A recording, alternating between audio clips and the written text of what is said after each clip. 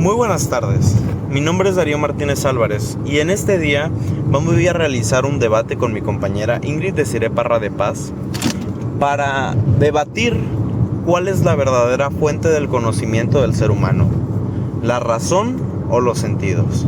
Puede conocer la verdad mediante la razón y para investigar la verdad tenemos que dudar de todo lo que conocemos, de todo lo que existe. A esto se le llama duda metódica. Dentro del racionalismo, Descartes hace referencia a un conjunto de palabras diciendo cogito ergo sum, lo que significa pienso, entonces existo, que es la consecuencia de la duda. En el racionalismo, todo lo que nos rodea es engañoso, entonces podemos dudar de todo. Y se dice que lo único que es indudable en la vida es la duda. Por lo que dudar es pensar, y si pienso, existo. Ahora, el racionalismo tiene tres tipos de ideas. Las innatas, que son las que se dicen que ya las tienes desde el nacimiento, que nadie duda de ellas ni son confundibles. Las adventicias, que son las que percibimos o sentimos, y las ficticias, que son o proceden de la imaginación humana. Ahora, el racionalismo consta del método llamado método cartesiano. Este se dice que sigue un par de reglas fáciles en las que podemos llegar a una verdadera comprensión de todas aquellas cosas que sobrepasan nuestro conocimiento, nuestra capacidad. Es decir, que podemos descubrir la verdad sin gasto alguno de esfuerzo mental, sino por incrementar el crecimiento paso a paso. Este se basa en dos partes fundamentales. La intuición, que es aquella que se basa en aquel espíritu sano y atento que hace que no quede ninguna duda respecto a lo conocido. La deducción, que son la consecuencia necesaria de todas aquellas cosas conocidas por nosotros y que con esta se tiene una certeza. Es decir, que con estos dos puntos podemos llegar de partir de un punto general o de una idea general a una consecuencia necesaria de lo certero. Bueno, ahora los pasos de este método ayudan a conocer o establecer las verdaderas ideas o las verdaderas cosas. El primer paso es la evidencia, que es poner en duda todos estos pasos, todos estos conocimientos que tenemos, aquello que nos parece distinto, aquellas cosas que tenemos, la evidencia, la información o los datos. Y con esto nos ayuda como punto de partida. Después está el análisis, es de dividir las ideas en diferentes y partir de las más complejas a las más sencillas. Esto para revisarlas meticulosamente. Después, es decir, desarmar y estudiar evidencia por evidencia. Después está la síntesis, que es conducir por un orden los pensamientos, empezando por los más simples hasta llegar a los más complejos.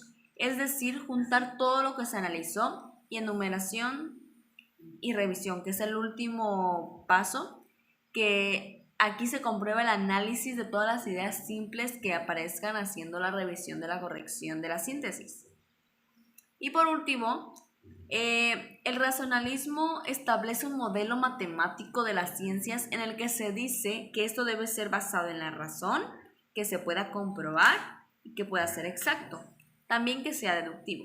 Y el claro ejemplo de esto es el plano cartesiano, que es lo que aplicamos desde secundaria hasta ahora prepa. Buenas tardes, mi nombre es Darío Martínez Álvarez y en esta ocasión voy a defender la idea de que todo el conocimiento proviene de los sentidos. Para hacer esto me gustaría hablar del que en mi opinión es el primer gran empirista, Aristóteles. Él plantea su filosofía criticando todos los planteamientos platónicos, los cuales en su opinión no eran más que cuentos fantásticos sin ninguna clase de validez y que no servían para nada. Por esto, Aristóteles se dedicó a observar a la naturaleza por medio de sus sentidos, tanto a los animales como a los fenómenos que sucedían en ella. Estos planteamientos aristotélicos serían retomados después por los grandes empiristas ingleses, que en contraposición al racionalismo francés, crearían una nueva corriente filosófica, la cual partiría de la creencia de que todo el conocimiento del ser humano partía de los sentidos. Ellos veían a la mente del ser humano como una hoja en blanco, como algo que tendría que ser llenado luego por los sentidos y luego moldeado por la razón. Ellos creían que las ideas no eran más que una recolección de todo lo esencial de lo que percibíamos y que no eran más que representaciones mentales. Las ideas eran creadas por medio del método inductivo, que a diferencia del método deductivo de René Descartes, iba de lo concreto a lo abstracto y de lo particular a lo general. Con esto, el empirismo se repartiría a lo largo y ancho de Inglaterra, creando lo que sería la base de todo el conocimiento inglés, el método científico experimental, que en un futuro sería usado para construir toda la ciencia moderna, empezando por toda la ciencia inglesa. Para empezar, fue clave para el descubrimiento de grandes aportes como lo fue la teoría de la evolución de Darwin, las leyes de movimiento de Newton, entre otros, que darían inicio a la ciencia tal cual la conocemos hoy en día. Ahora, conforme a lo que has dicho, creo que el empirismo no es del todo cierto. No nos ayuda del todo para poder conocer la verdad, ya que ésta se basa en los sentidos. ¿Y por qué digo esto? Porque tú puedes ver, percibir, oler o sentir las cosas de diferentes maneras. No sabemos si sentimos lo mismo en las diferentes situaciones en las que nos encontramos. Es decir, cuando toco plastilina o cuando me quemo, la sensibilidad al tacto es totalmente distinta, ya sea por el tipo de piel o nuestro pH.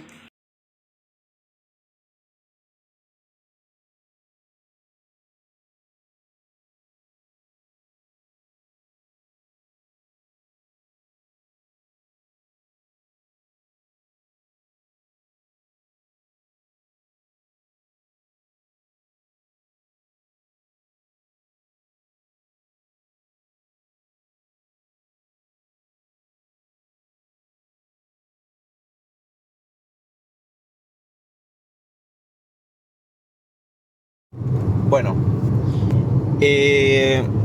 como plantea David Hume, existen ciertas características de la naturaleza que son absolutas, como lo sería el peso, el calor, etc.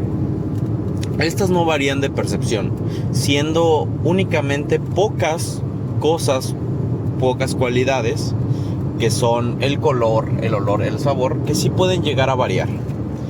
Pero el racionalismo también tiene un gran problema de apreciación, ya que el racionalismo se ve muy afectado por los sesgos y por las experiencias que ha vivido la persona a lo largo de su vida, y puede llegar a aceptar de forma negativa ciertas cosas y ciertas afirmaciones, ya que contradicen ciertos planteamientos ya establecidos a lo largo de su vida.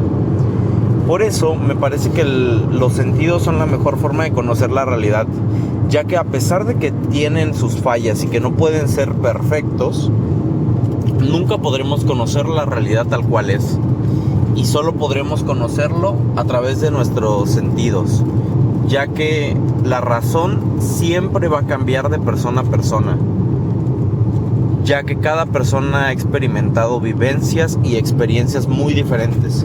En cambio, nuestros sentidos, a menos que se cuente con alguna discapacidad, van a ser muy parecidos en todos los casos. En mi opinión, a diferencia de lo que plantean Descartes o Platón, la razón es mucho más dudosa que los sentidos, ya que cada persona ve lo que quiere ver, y este cambio de la visión de la humanidad es dependiente de la razón y no de los sentidos, ya que los sentidos aprecian una cosa y la razón la interpreta a como la persona la desea interpretar. De acuerdo a tu planteamiento, ok, sí, los sentidos pueden llegar a ser semejantes, sin embargo no pueden ser comprobables. Hablemos de las ciencias exactas. Estas no se pueden solo percibir y dar por hecho. No solo pueden sentirlas, como la ley de gravedad, no se siente, pero se sabe que está ahí. Ya que hubieron personas que se encargaron de eso, de estudiar mediante un proceso meticuloso los procesos y fenómenos naturales que existen. para formular leyes, para hacer fórmulas matemáticas que le den un orden o sentido a la naturaleza, tales como la física y las matemáticas. Tú no puedes sentir o saber que el resultado de una operación matemática es así, ya que son ciertas y comprobables, y los sentidos, como bien dice Descartes, no son de fiar. No puedes basarte en estos, porque no encontrarás la verdad en estos, ya que no son estáticos, estos son cambiantes y no son como una operación matemática, que son exactas y medibles gracias al seguimiento de un procedimiento concreto que nos ayuda a llegar a cierto resultado. Bueno, en las ciencias exactas decir que los sentidos son inválidos sería un gran error, ya que en las mismas matemáticas, en sus inicios, eran expresiones del mundo material, y tal y como lo llegó a decir Marx, todas las ideas nacen a partir de interpretaciones del mundo material. Por ejemplo, la gravedad. La gravedad va claro que la sientes y no es algo que lo puedas interpretar únicamente por resultados matemáticos o por un proceso analítico mediante la razón, ya que si por ejemplo te tiras de un edificio, vaya que vas a sentir la gravedad. Además, por ejemplo, el tiro parabólico, en el cual también se ve involucrada la gravedad, si tú disparas un objeto, puedes con un buen ángulo puedes apreciar perfectamente cómo va cayendo la bala y en qué trayectoria la va siguiendo. Los sentidos son fundamentales para alimentar a la razón, ya que son la gasolina que llega a mover al carro, que es la razón, y son la base y el origen de todo el conocimiento del ser humano, y que a pesar de que la razón y las interpretaciones puedan llegar a variar, los sentidos en casi todas las personas son universales. Para concluir este debate me gustaría resaltar que tanto la razón como los sentidos son fundamentales y muy importantes en la construcción del conocimiento. Pero si yo me tuviera que quedar con uno de ellos, me quedaría sin lugar a dudas con los sentidos, ya que a pesar de que pueden ser engañados, la razón también puede ser engañada, y esta suele caer en las falacias y en fallos en el pensamiento lógico, lo que puede llevarnos a tomar conclusiones muy precipitadas y que caigan en lo fantástico y en lo que nosotros queremos creer, aún ignorando todas las pruebas materiales que se nos presenten. En cambio, los sentidos pueden ser engañados, pero son lo más exacto para acercarnos a lo que de verdad es la naturaleza y lo que pasa en el mundo material. Bueno, para concluir, siento que el racionalismo es la forma más sencilla de entender las cosas, ya que te basas en lo verdadero, en lo exacto y en lo comprobable. Esto nos hace más certeros los resultados, ya que se siguen diferentes pasos, y con estos llegas a un resultado más verídico, no cambiante y estático.